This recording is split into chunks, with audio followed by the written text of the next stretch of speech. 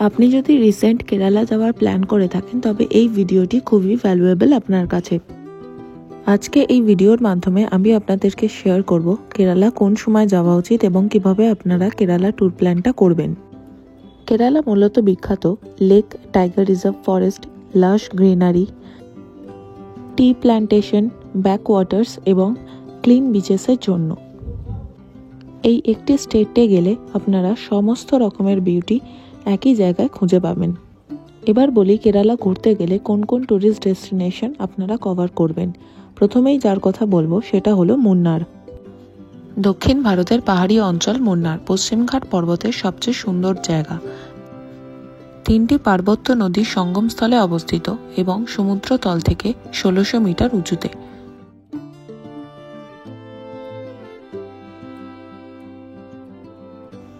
পাহাড়ের গায়ে থরে থরে সাজানো সবুজ চা বাগান এবং জিগজ্যাগ রাস্তা এই শহরটিকে একটি জনপ্রিয় রিসর্ট টাউন হিসেবে পরিণত করেছে।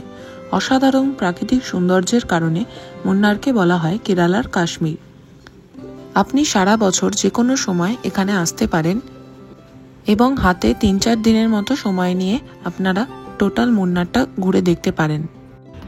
মুন্নারে আপনারা দেখতে পাবেন দক্ষিণ ভারতের সর্বোচ্চ শৃঙ্গ আনামুদি, যার উচ্চতা 2700 মিটার। ট্রেক করার পক্ষে এটি একটি আদর্শ জায়গা। ইরাভিকুলামে বন এবং বন্যপ্রাণী দপ্তর থেকে অনুমতি নিয়ে এই শৃঙ্গে ওঠা যায়। এছাড়াও আপনারা পেয়ে যাবেন মাতুপেট্টি বাঁধ, যেটি মুন্নারের একটি আকর্ষণীয় জায়গা এবং মুন্নার শহর থেকে 13 কিলোমিটার দূরে অবস্থিত। সঙ্গে আপনারা পেয়ে যাবেন ইকো পয়েন্ট। এছাড়াও আপনারা দেখে নিতে পারেন ইরাভিকুলাম ন্যাশনাল পার্ক, মুন্নারের একটি আকর্ষণীয় জায়গা যেটি 97 কিলোমিটার বিস্তৃত। বিপন্ন প্রজাতির নীলগিরি থারের জন্য এই পার্কটি বিখ্যাত।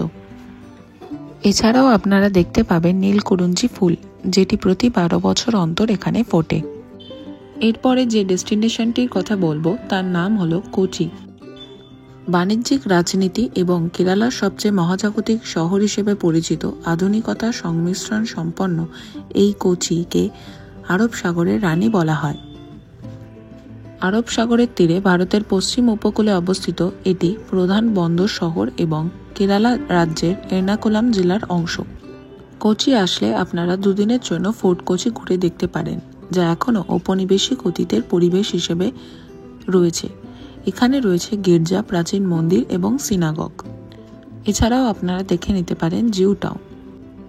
কোচি তার সংস্কৃতি এবং ঐতিহ্য ছাড়াও মশলা, বন্যপ্রাণী, পাহাড়ি স্টেশন, হাউসবোট, আয়ুর্বেদ সমস্ত কিছু জিনিসপত্র এবং বৈশিষ্ট্য এই শহরটিকে বিশেষ অন্যতম আকর্ষণীয় গন্তব্যে পরিণত করেছে।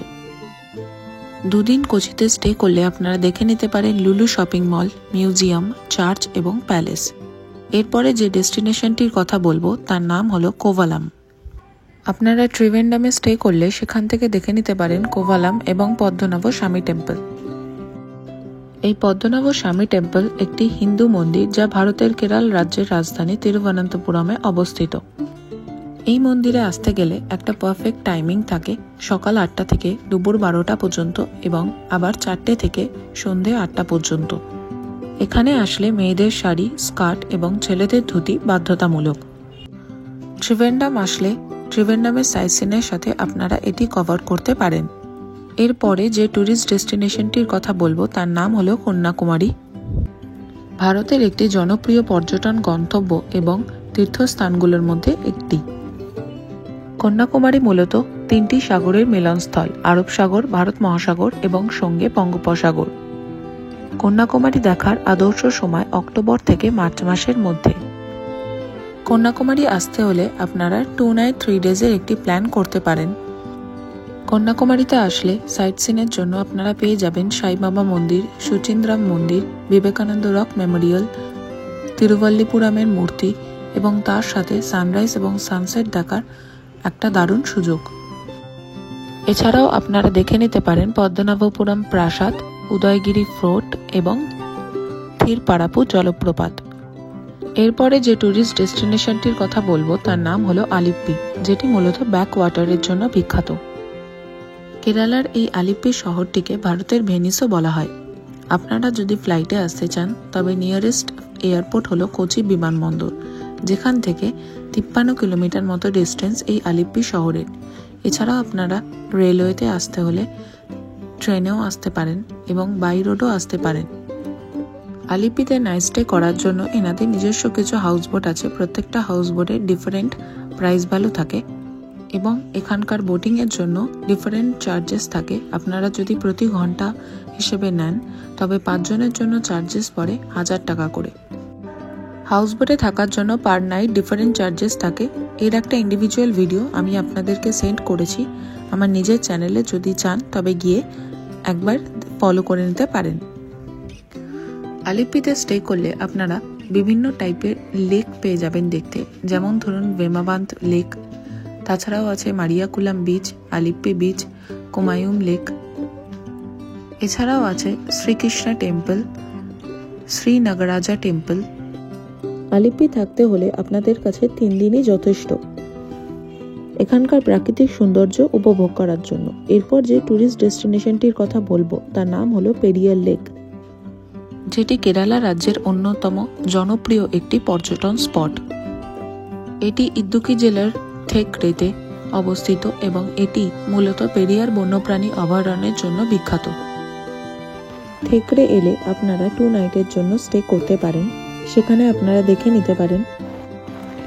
এখানে বোটিং সার্ভিস চালু আছে এবং পার পার্সন বোটিং কস্ট 750 টাকা করে। 1 ঘন্টা মতো বোটিং রাইড করিয়ে টোটাল ফরেস্টটা এখানে দেখানো হয়। এই ফরেস্টে থাকারও অনেক বন্দোবস্ত আছে। আপনারা চাইলে পার নাইটের জন্য এখানে থাকতে পারেন এবং বিভিন্ন অ্যাক্টিভিটিস এবং প্রোগ্রাম আছে।